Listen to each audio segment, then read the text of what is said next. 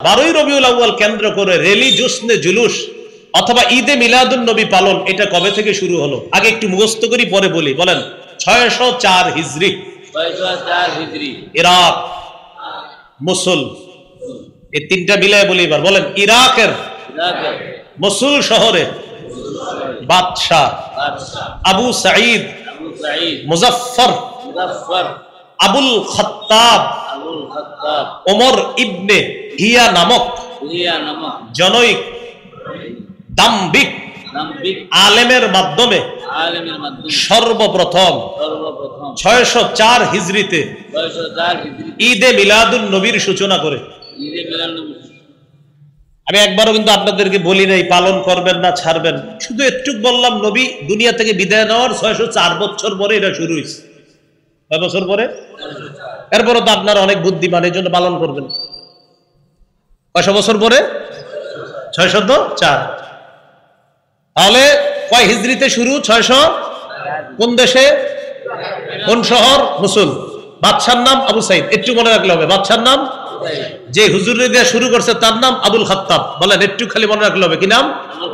আবার কোন দেশে, কোন শহর, কত হিজরি?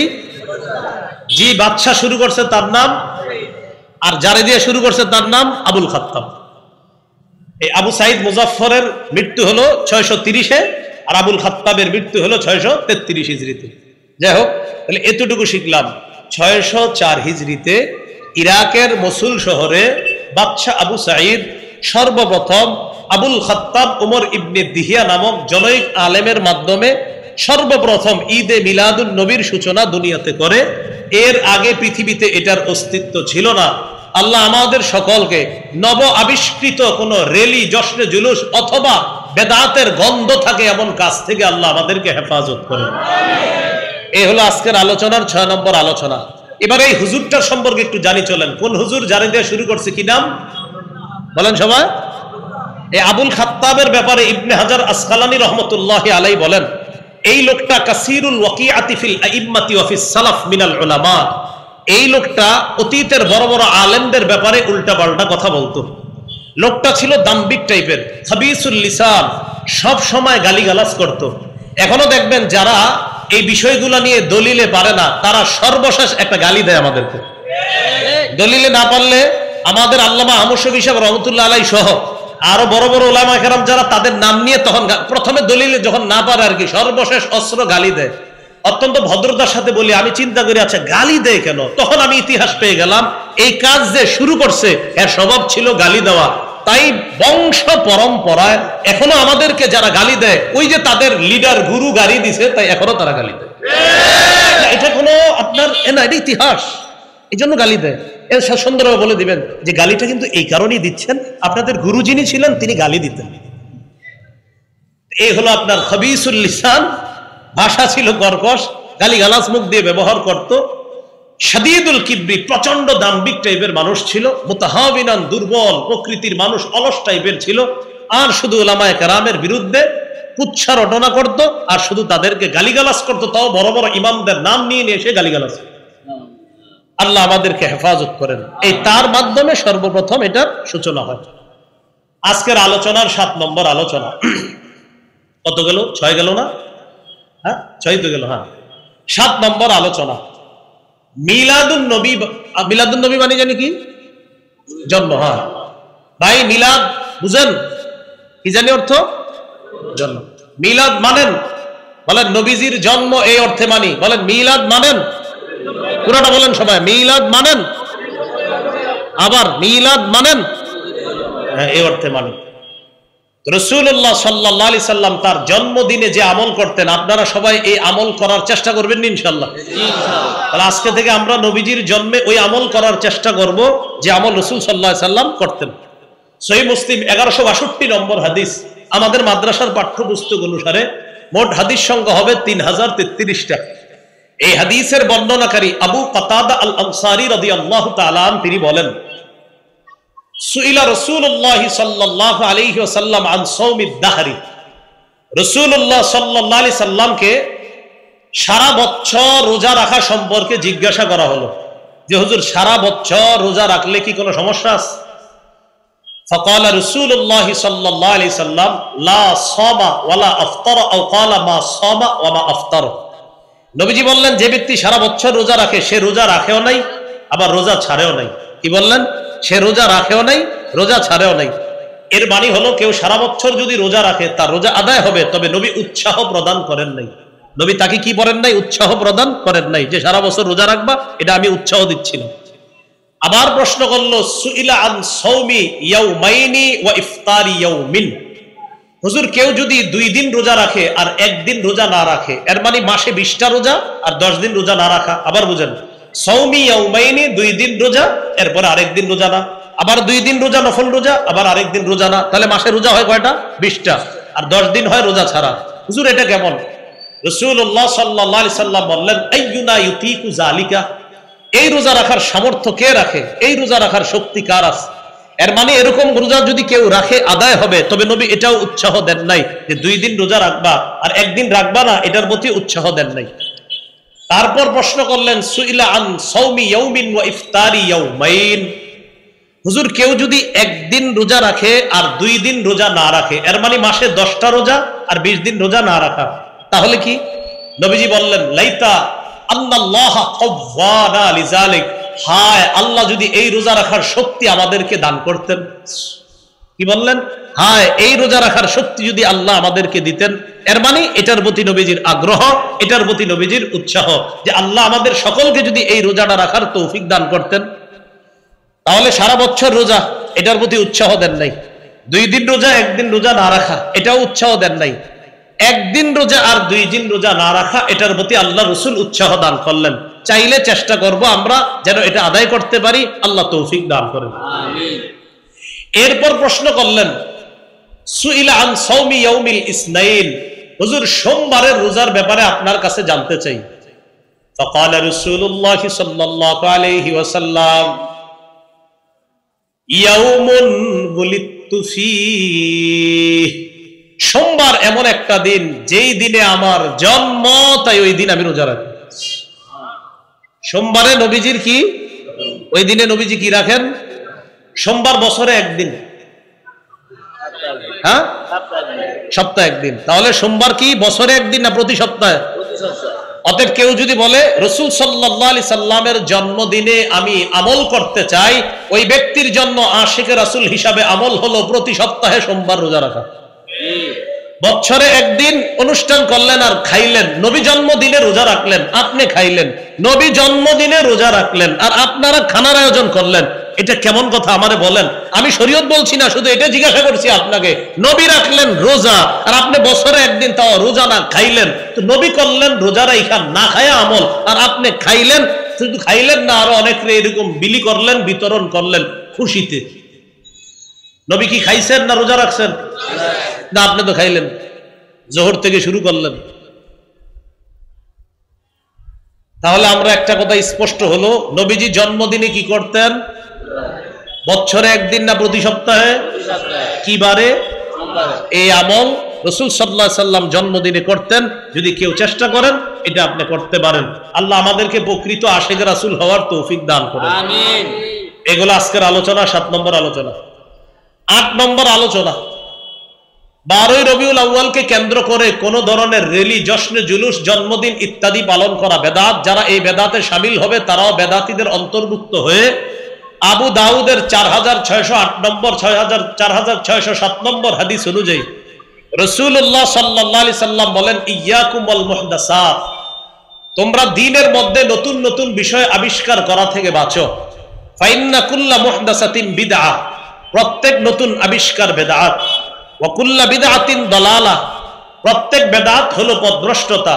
ওয়া কুল্লা দালালাতিন ফিন্নার, প্রত্যেক পথভ্রষ্টের ঠিকানা হলো জাহান্নাম। বলি নাউযুবিল্লাহ। আল্লাহ আমাদের সকলকে বেদাত থেকে বাঁচার তৌফিক দান করেন। আমিন। এবার বেদাত কাকে বলে? সহিহ বুখারীর বর্ণনা 2697 নম্বর হাদিস, 2697 নম্বর হাদিস। এই হাদিসের বর্ণনাকারী উম্মুল মুমিনিন আয়েশা সিদ্দিকা রাদিয়াল্লাহু তাআলা আনহা, তিনি বলেন ক্বালা রাসূলুল্লাহ সাল্লাল্লাহু আলাইহি ওয়াসাল্লাম মান আহদাসা ফি আমরিনা হাযা মা লাইসা ফীহি ফাহুয়া রাদ্দুন। রাসূলুল্লাহ সাল্লাল্লাহু আলাইহি সাল্লাম বলেন, যে ব্যক্তি আমাদের শরীয়তের মধ্যে ইবাদতের নামে সওয়াবের আশায় নতুন কিছু আবিষ্কার করে এটা বেদাত। এই বেদাত সদা সর্বদা পরিত্যাজ্য।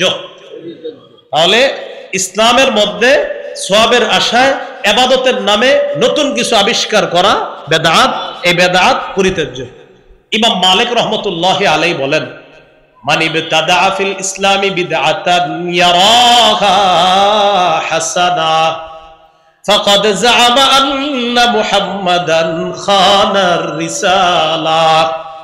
যে ব্যক্তি ইসলামের মধ্যে নতুন কোন বেদাত চালু করে আর যদি এটাকে সে উত্তম মনে করে, যেমন এই এলাকার মসজিদের ইমাম খতিবরা বেদাতের ব্যাপারে বুঝানোর পর এলাকার কিছু মুসল্লি খতিব সাহেবকে আসরের পরে গিয়ে চুপি চুপি বলে, হুজুর আপনি যেই বিষয়গুলা বেদাত বলেন আমি কিন্তু বুঝি। এটা বইলা হুজুরে বলে কি, হুজুর আপনি ওই কাজটারে বেদাত বলেন তাই না? তো হুজুর কয়, হ্যাঁ। হুজুর এটা করলে তো আমার দিলের ভিতরে একটা হিট আসে। বেদাত করলে ওনার দিলে হিট আসে। আর কি আসে? চোখে পানি আসে, মনের ভিতরে একটা আবেগ কাজ করে। আপনি যদি বেদাত করার পরে বলেন যে আমার চোখে পানি আসে, তাই বেদাত জায়েজ। যে ব্যক্তি ইমোশনাল কোন সিনেমা নাটক দেখে এসে বলে আমার চোখে পানি আসে, কি বলবেন তারে? যদি কোন ব্যক্তি বলে নাটক সিনেমা দেখলে তার কান্না আসে, যে ব্যক্তি বেদাতগিরি করে বললো আমার চোখে পানি আসে, আরেক ব্যক্তি বললো আমারও তো নাটক সিনেমা দেখলে কান্না আসে, তো কি বলবেন? যদি বলেন আপনার কান্না জায়েজ, তো বেদাতটাও জায়েজ। তাহলে সব চোখের পানি দেখ না। আপনি যদি বেদাত করেন আর বলেন চোখের পানি আসে, দিলে হিট আসে, অন্তর নরম হয়, কেউ এসে বলে আমি নাটক সিনেমা দেখলে অন্তর নরম হয়, দিলে হিট আসে, চোখে পানি আসে, সেম কথা। এই জন্য বেদাত করবেন আর চোখে পানি আসবে, সামনের দিকে এইসব কথা আর বললেন না। ইমাম মালিক বলেন, বেদাতগিরি করে আর এটাকে উত্তম মনে করে সে কেমন যেন এই কথা বলতে চায় মুহাম্মদ সাল্লাল্লাহু আলাইহি সাল্লাম তার দায়িত্ব পালনে ত্রুটি করে গেছে, সে আসছে নতুন করে এটাকে পূর্ণ করতে। আল্লাহ আমাদেরকে হেফাজত করেন। নবীজি কি পূর্ণাঙ্গ দিন রেখে গেছে না অপূর্ণাঙ্গ? পূর্ণাঙ্গ। দলিল সূরা মাইদার 3 নম্বর আয়াতে আল্লাহ তাআলা বলেন, আল-ইয়াউমা আকমালতু লাকুম দীনাকুম, আজ আমি তোমাদের জন্য তোমাদের দ্বীনকে পূর্ণাঙ্গ করে দিলাম। সুবহানাল্লাহ। বেদাতের কিছু ভয়াবহতা শুনি, আমার সাথে একটু সবাই বললে মনে থাকবে। বলেন, বেদাতি ব্যক্তি বেদাত নামক কর্মকাণ্ড থেকে ফিরে আসার আগ পর্যন্ত, ছেড়ে দেওয়ার আগ পর্যন্ত আল্লাহ তাআলা বেদাতির তাওবা কবুল করবেন না। একজন বেদাতি বেদাত ছাড়ে না আর বলে আস্তাগফিরুল্লাহ আস্তাগফিরুল্লাহ আস্তাগফিরুল্লাহ। নবীজি সাল্লাল্লাহু আলাইহি সাল্লাম বলেন তওবা কবুল হবে না, তওবা কবুল হবে না, তওবা কবুল হবে না। কেন? তুমি তো বেদাত ছাড়ো নাই। দলিল সুনানে দারিমি হাদিসের কিতাব 54 নম্বর হাদিস, قال رسول الله صلى الله عليه وسلم إن الله حجب التوبة عن كل صاحب بدعة حتى يدع بدعته। রাসূলুল্লাহ সাল্লাল্লাহু আলাইহি সাল্লাম বলেন, আল্লাহ তাআলা প্রত্যেক ওই ব্যক্তির তওবা কবুল করেন না, প্রত্যেক ওই বেদাতির তওবা কবুল করেন না যতক্ষণ সে তার বেদাত নামক কর্মকাণ্ড না ছাড়বে, ততক্ষণ তার বেদাত নামক কর্মকাণ্ড থেকে আল্লাহ তাআলা তার তওবা কবুল করবেন না যতক্ষণ সে এই বেদাতটা না ছাড়বে। হাতে পায়ে ধরে বলি বাবারা, ভাইয়েরা, আল্লাহর রাস্তে কারো প্ররোচনায় প্ররোচিত হয়ে বেদাতগিরি করেন না। অতীতে করেছেন, ছেড়ে দেন। আলেমদের কাছে যান, মাদ্রাসায় যান, বর্বি বড় মাদ্রাসা আছে দাওরা হাদিস, এখানে যান। ওলামায়ে হযরতদের কাছে গিয়ে জিজ্ঞাসা করেন, হুজুর অতীতে ভুল করলে ভুল, আল্লাহর রাস্তে একটু বুঝাইয়া দেন, আমরা কোন কোন কাজগুলো অতীতে বেদাত করছি আমাদেরকে চিহ্নিত করেন, সামনে থেকে আর করব না ইনশাআল্লাহ। বেদাত করেন না, বেদাতের পরিণতি জাহান্নাম। আল্লাহ আমাদেরকে হেফাজত করেন, আমিন। তাহলে তওবা কবুল হবে না। সহিহ বুখারীর বর্ণনা 6583 6584 নম্বর হাদিস, রাসূলুল্লাহ সাল্লাল্লাহু আলাইহি সাল্লাম বলেন, আনা ফারাতুকুম আলাল হাউজ, কিয়ামতের ময়দানে আমি তোমাদের আগে আগে হাউজে কাউসারের পারে চলে যাব তোমাদেরকে পানি পান করানোর জন্য। মান মাররা আলাইয়া শারিবা, রাসূলুল্লাহ সাল্লাল্লাহু আলাইহি সাল্লাম বলেন, আমার সামনে আমার যে উম্মত অতিক্রম করবে সেই কাউসারের পানি পান করবে। ওয়ামান শারিবা লাম ইয়াজমা আবাদা, আমার উম্মত যেই হাউজে কাউসারের পানি পান করবে সে আর কখনো পিপাসার্ত হবে না। নবীজি সাল্লাল্লাহু আলাইহি সাল্লাম বলেন, সুম্মা লা ইয়ারিদান্না আলাইয়া আকওয়াম আ'রিফুহুম ওয়া ইয়া'রিফুনানি, এরপর আমার সামনে একদল মানুষ আসবে যাদেরকে আমি চিনব, তারাও আমাকে চিনবে, আমি চিনব তারা আমার উম্মত, তারা চিনবে আমি তাদের নবী। তাহলে নিয়ম অনুযায়ী পানি পান করাবে। ঘটনা কি ঘটে গেছে দেখেন, সুম্মা ইউহালু বাইনি ওয়া বাইনাহুম, আমার মাঝে আর তাদের মাঝে প্রতিবন্ধকতা সৃষ্টি করে দেওয়া হবে। আমি আল্লাহ তাআলাকে বলবো, আকুলু ইয়া রাব্বি ইন্নাহুম মিন্নি, আমি বলবো আল্লাহ তারা তো আমার উম্মত, আমি পানি পান করাবো।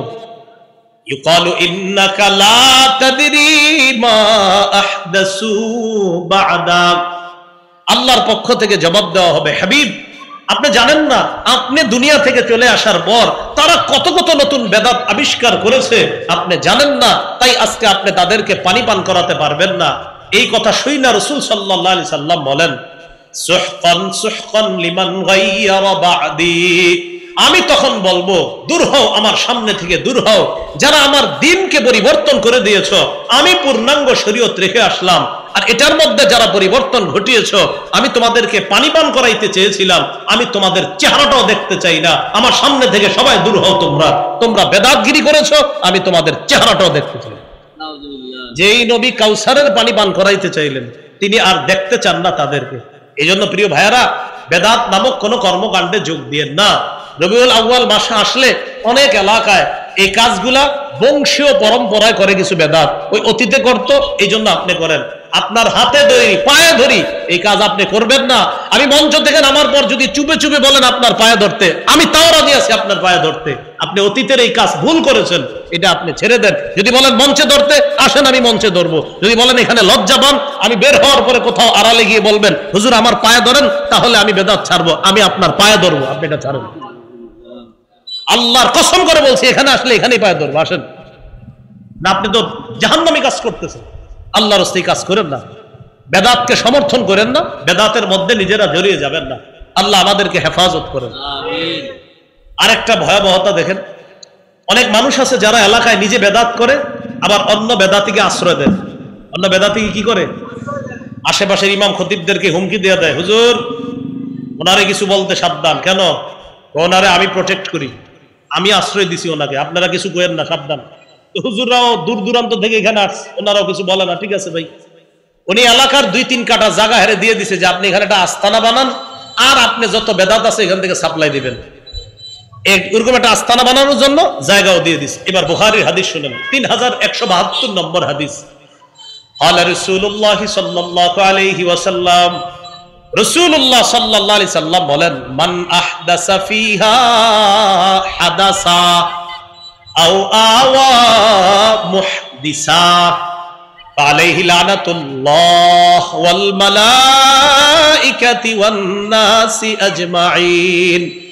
যে কোনো বেদাত করে অথবা কোনো বেদাতিকে আশ্রয় দেয়, যে নিজে বেদাত করে অথবা কোনো বেদাতিকে আশ্রয় দেয়, তার উপর আল্লাহর অভিশাপ, ফেরেশতাদের অভিশাপ, সারা দুনিয়ার সমস্ত মানুষের অভিশাপ। আরেকটা কথা শুনেন, এলাকার অনেকে মিলে হয়তো মাঝে মাঝে বেদাতি কোনো মাহফিল করেন, আর এখানে কোনো বেদাতিকে দাওয়াত দেন, আর লাখ লাখ জনগণ উপস্থিত হন। যারা দাওয়াত দিয়ে আনছেন তাদের উপর আল্লাহর অভিশাপ হবে, আর যে বেদাতিকে আশ্রয় দিয়েছেন তার উপর আল্লাহর অভিশাপ হবে। এই জন্য ভবিষ্যতে বেদাতি কোনো আয়োজন করতে একটু বুঝে শুনে করবেন। আপনি কি জাহান্নামে যাইতে চান নাকি যাইতে চান না, তাই এটা মাথায় রেখে আয়োজনটা করবেন। আমি তো বললামই, এই আয়োজন আপনি এই কারণে করেন যে আমাদের বংশ পরম্পরায় করে আসছে তাই করতেছি, না, এই কাজ আর করবেন না।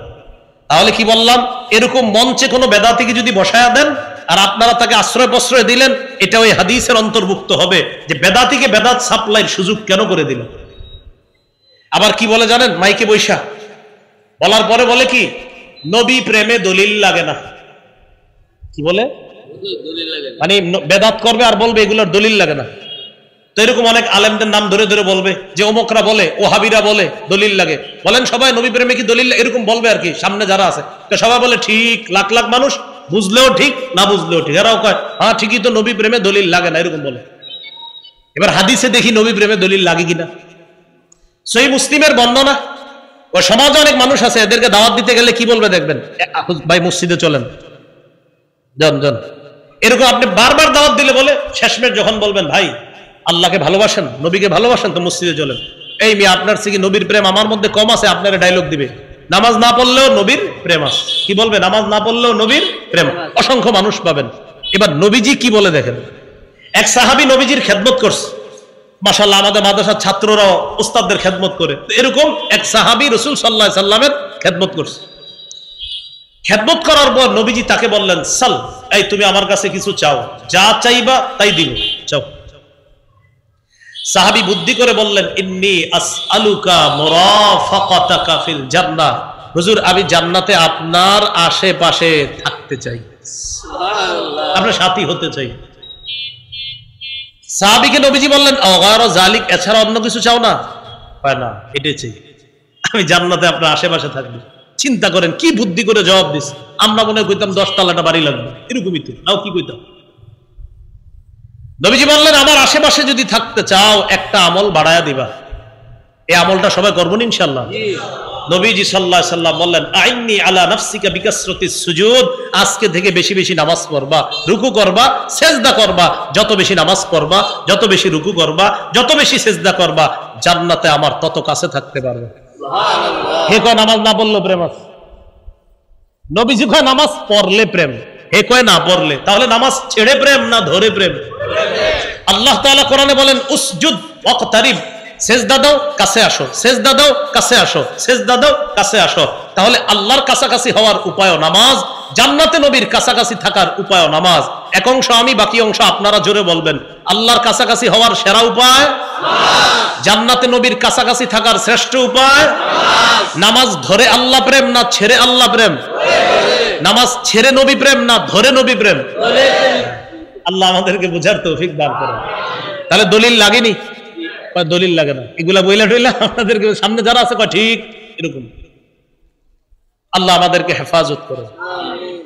তাহলে গেল বেদাতের ভয়াবহতা, গেল বেদাত থেকে যেন আল্লাহ আমাদের সকলকে হেফাজত করেন।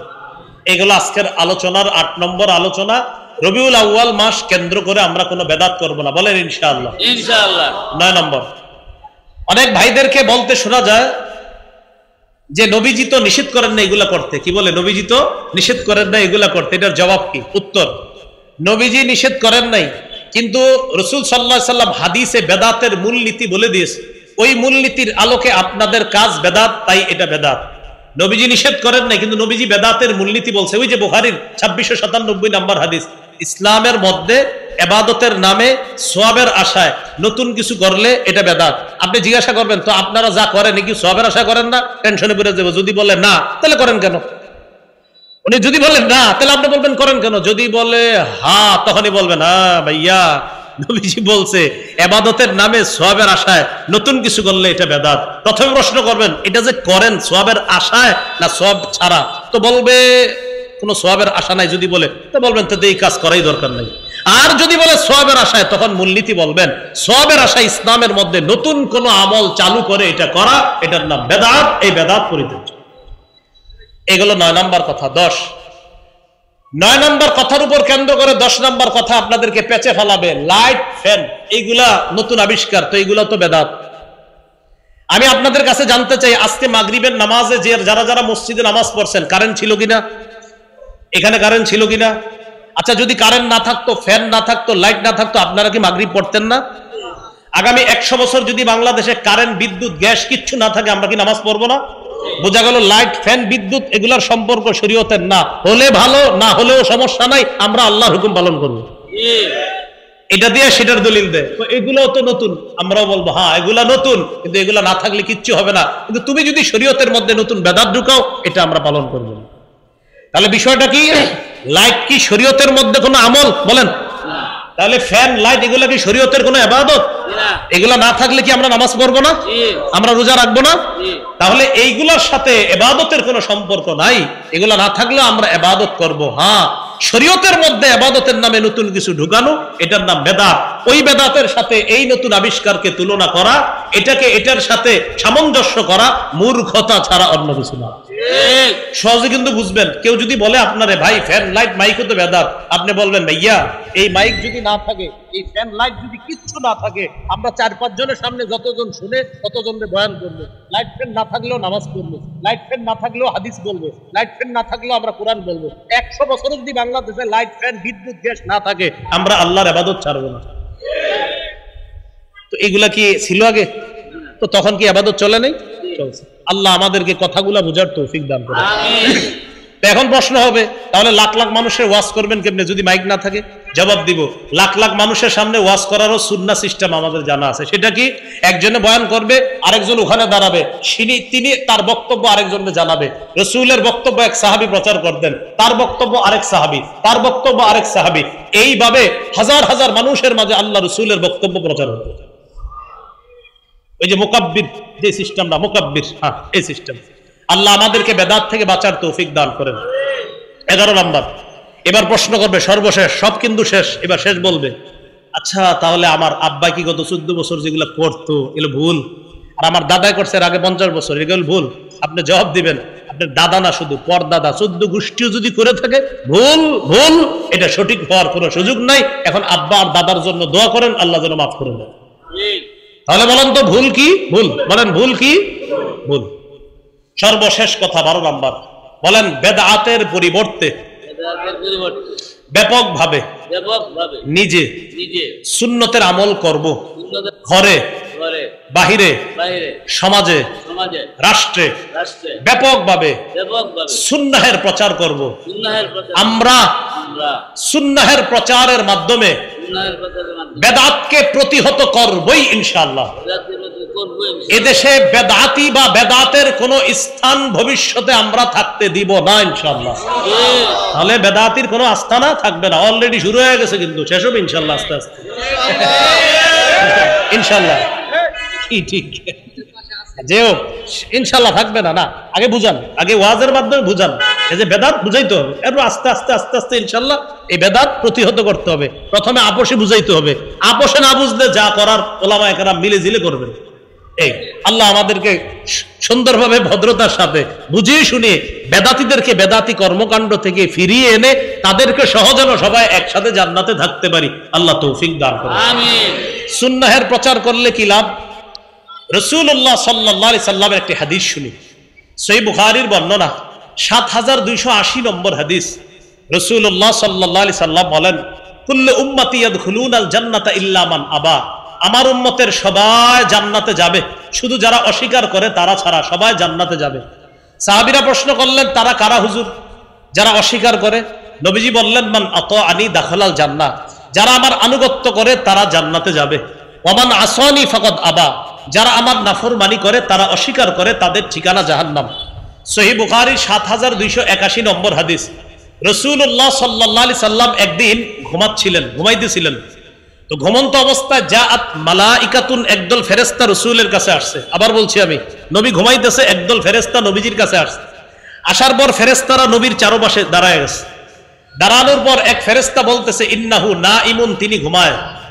আরেক ফেরেশতা বলে, না, ইন্নাল আইনা নাইমা ওয়াল কলবা ইয়াকযান, তার চোখ ঘুমায়, অন্তর ঘুমায় না, অন্তর জাগ্রত। এরপর ফেরেশতাদের মধ্যে একদল বললেন, ইদ্রিবু লিসাহিবিকুম হাযা মাসালা। আচ্ছা, তোমাদের এই সাথীর একটা দৃষ্টান্ত দাও। কোন সাথীর? যিনি ঘুমিয়ে আছে, মানে নবী সাল্লাল্লাহু আলাইহি সাল্লামের। তখন আরেক ফেরেশতা বলল, আরে তিনি তো ঘুমায়। আরেক ফেরেশতা কয়, আরে না, তার চোখ ঘুমায়, অন্তর ঘুমায় না। সুবহানাল্লাহ। এখানে একটা প্রশ্নের উত্তর আছে, সেটা হলো কি, আপনারা বলতে পারেন, হুজুর নবী তো ঘুমাইতেছিলেন, তো এই হাদিস আপনি জানলেন কেমনে? নবী ঘুমাইতেছিল, তো আমি হাদিস জানলাম কেমনে? বলেন, নবী ঘুমাইতেছিলেন কি চোখ অন্তর দোনোটা? না, শুধু চোখ। হ্যাঁ, অন্তর জাগ্রত ছিল, তাই আল্লাহ রাসূল আমাদেরকে এটা জানানো সম্ভব ছিল। সুবহানাল্লাহ। এবার ফেরেশতা বললেন, মাসালুহু কামাসালি রাজুলিন বানা দারন। মন দিয়ে শুনলেন, তার দৃষ্টান্ত এমন এক ব্যক্তির মতো যে একটি ঘর বানিয়েছে। ওয়াজআলা ফিহা মা'দুবা, ঘরের ভিতর একটি দস্তরখান বিছিয়েছে। ওয়া বা'সা দাইয়া, একজন আহ্বানকারীকে বাইরে পাঠিয়েছে যে যাও মানুষকে ডাক দিয়ে বলো যারা এই ঘরে আসবে তারা দস্তরখানে বসে ফল খেতে পারবে। তো ঘোষণাকারী বাইরে গেছে, যাওয়ার পর ঘোষণা দিয়েছে, ভাই একটা ঘর আছে, ঘরের ভিতর দস্তরখান আছে, তোমরা যারা যাবা খাইতে পারবা। ফামান আজাবাদ দাইয়া দাখালাদ দার ওয়া আকালা মিনাল মাদুবা, আহ্বানকারীর আহ্বানে যিনি সাড়া দিবে তিনি ঘরে ঢুকতে পারবে, দস্তরখানের খাবার খেতে পারবে। ওয়ামাল্লাম ইউজিবিদ দাইয়া, যিনি আহ্বানকারীর ডাকে সাড়া দেয় নাই, লাম ইয়াদখুলিদ দার, তিনি ঘরেও ঢুকতে পারলো না, ওয়ালাম ইয়াকুল মিনাল মাদুবা, দস্তরখানের খাবারও খেতে পারলো না। হাদিস পরে বুঝাই, আগে এতটুকু বুঝছেন কিনা বলেন। একজন আহ্বানকারী বাহিরে গেছে, ভাই ঘর আছে একটা, ঘরে দস্তরখান আছে, ফলমূল, যারা পারবা আসো খাও। তো একদল কয় আসতেছি আসতেছি, তারা ঘরে গিয়ে দেখে সত্যি ফল আছে, তারা খাইছে। আরেক দল কয় আরে থর, ভিতরে কিচ্ছু নাই। তাহলে তারা লস খাইয়া গেল, তারা আসে নাই। এবার ফেরেশতারা বলতেছে শোনো, এবার ব্যাখ্যা দাও। এই যে ঘর বললা, দস্তরখান বললা, ব্যাখ্যা দাও। কারে ব্যাখ্যা দিব, তিনি তো ঘুমায়। আরেক ফেরেশতা কয় আরে না, তার চোখ ঘুমায়, অন্তর ঘুমায় না। এবার ব্যাখ্যা দেওয়া শুরু হলো কি, ফাদ্দারু আল জান্নাহ, ঘর হলো জান্নাত। বলেন ঘর হলো কি? জান্নাত। বলেন তো ঘর কি? জান্নাত। ওয়াদাঈ মুহাম্মদ সাল্লাল্লাহু আলাইহি সাল্লাম, আহ্বানকারী হলেন মুহাম্মদ সাল্লাল্লাহু আলাইহি ওয়াসাল্লাম। তার আহ্বানে যারা সাড়া দিবে তারা ঘরে ঢুকবে, জান্নাতে প্রবেশ করবে। নবী আমাদেরকে আহ্বান করতেছে, ও আমার উম্মত, আমি তোমাদেরকে আহ্বান করতেছি জান্নাতের দিকে। আমার আহ্বান যারা শুনবা, এই যুগে নবীর আহ্বান মানি, নবীর সুন্নাহ তরিকা অনুযায়ী যারা চলবো, এটাই নবীর আহ্বানে সাড়া দেওয়া। আর নবীর আহ্বানে সাড়া দিলে জান্নাতে যাওয়া যাবে, দস্তরখানের খাবার খাওয়া যাবে। আহ্বানে সাড়া না দিলে জান্নাতেও যাওয়া যাবে না, দস্তরখানের খাবারও খাওয়া যাবে না। আল্লাহ তাআলা আমাদের সকলকে যে কথাগুলা শুনলাম বেদাত পরিহার করে বেদাত মুক্ত জীবন যাপন করে যেন আমরা চলতে পারি, আল্লাহ তৌফিক দান করেন। আমিন। ওয়া আখিরু দাওয়ানা আনিল হামদুলিল্লাহি রাব্বিল আলামিন। প্রশ্ন না দিই, হ্যাঁ আচ্ছা। আমরা এটা ঘোষণা দিতে বলা হয়েছে, আমার সংকলন মিম্বরের আমানত, আজকের আলোচনাটাও দ্বিতীয় খণ্ডে পাবেন। অনেকটা আলোচনা আজকের মিম্বরের আমানত, এটা 6 খণ্ডে আছে এখন। প্রথম খণ্ডে সন্তানের 64টা অধিকার, দ্বিতীয় খণ্ডে শিরিক বেদাত কুফর তাওহীদ আজকের আলোচনা পাবেন, তৃতীয় খণ্ডে হালাল হারাম, চতুর্থ খণ্ডে স্বামীর 24টা অধিকার, স্ত্রীর 19টা অধিকার, পঞ্চম খণ্ডে লা ইলাহা ইল্লাল্লাহর ব্যাখ্যা, ষষ্ঠ খণ্ডে নামাজ। মিম্বরের আমানত ওই অনলাইন থেকে পাবেন। আর এখানে ওরা গাড়ি থেকে নিয়ে এসেছে মনে হয়, আমার ঘোষণা দিতে বললো, ঘোষণা দিলাম। যাদের লাগবে গাড়ির কাচ না ভেঙে গাড়ি থেকে সংগ্রহ করতে পারেন। হ্যাঁ।